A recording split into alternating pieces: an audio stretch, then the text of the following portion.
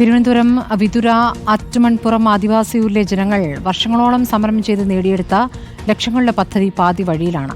2018-ൽ 94 ലക്ഷം രൂപ ചെലവാക്കി നിർമ്മാണം നടത്തിയ വികസന പദ്ധതി കണ്ടാൽ ആരും മൂക്കത്ത് വിരൽ വയ്ക്കും. സർക്കാർ കൊട്ടുഘോഷിച്ചു കൊണ്ടുവന്ന ലക്ഷങ്ങളുടെ പ്രോജക്ട് പകുതി വഴിയിലായിട്ട് 5 വർഷത്തോളമാകുന്നു. ഏതാണ് ആ പൂർത്തിയാകാത്ത പണിയെന്ന് കാണാം. ന്യൂസ് ട്രീസറിന്റെ റിപ്പോർട്ട്.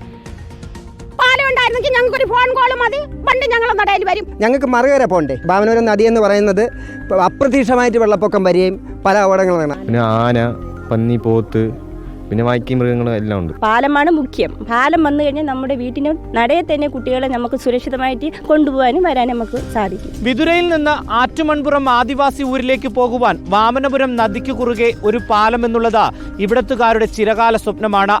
പരാതിയും പരിഭവവും പറഞ്ഞു മടുത്തു. ഒടുവിൽ 2018-ൽ സർക്കാർ ഇവരുടെ പരാതി കേട്ടു. പാലം നിർമ്മാണത്തിന് ഉത്തരവിട്ടു. SC/ST ഫണ്ട് ഉപയോഗിച്ച ജില്ലാ പഞ്ചായത്ത് പാലത്തിന്റെ നിർമ്മാണ പ്രവർത്തനങ്ങൾ ആരംഭിക്കുകയും ചെയ്തു.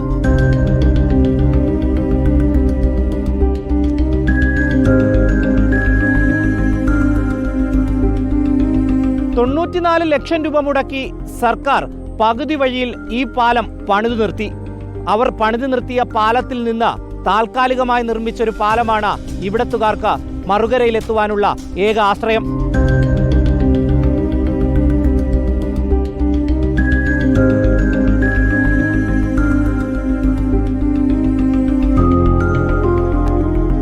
ഈ ആധുനിക രീതിയിലൊരു കോൺക്രീറ്റ് പാലത്തിലാണ് ഈ തടി സ്ട്രക്ചർ കെട്ടിയിരിക്കുന്നത്. അത് നോക്കിക്കൊള്ളണം.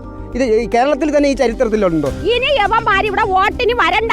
ഓമാർക്ക് ഞങ്ങൾ വോട്ട് കൊടുക്കണതുമില്ല. എന്തിനാ കൊടുക്കണത്? 2 തവണയായിട്ട് ഇവിടെയുള്ള നമ്മൾ ആൾക്കാർ കൊണ്ട് കെട്ടി ഉണ്ടാക്കിയതാണ്. എന്ന് വെച്ചാൽ കുട്ടികളുടെ വിദ്യാഭ്യാസത്തിന് വേണ്ടിയാണ്.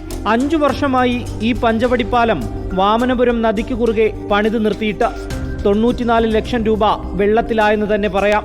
നാട്ടുകാർ ഉദ്യോഗസ്ഥരെയും ജനപ്രതിനിധികളെയും കാണുവാൻ കയറിയിറങ്ങി മടുത്തു. ഉടൻ പാലം പണി പൂർത്തിയാക്കിയില്ലെങ്കിൽ വലിയ സമരത്തിലേക്ക് പോകാനാണ് ആറ്റുമൺപുറം ഊരിലെ ജനങ്ങളുടെ തീരുമാനം. വീഡിയോ ജേർണലിസ്റ്റ് വിപിൻ ചെങ്കലിനൊപ്പം reporter Rinu Sreedhar, in Reporter, Thiruvananthapuram.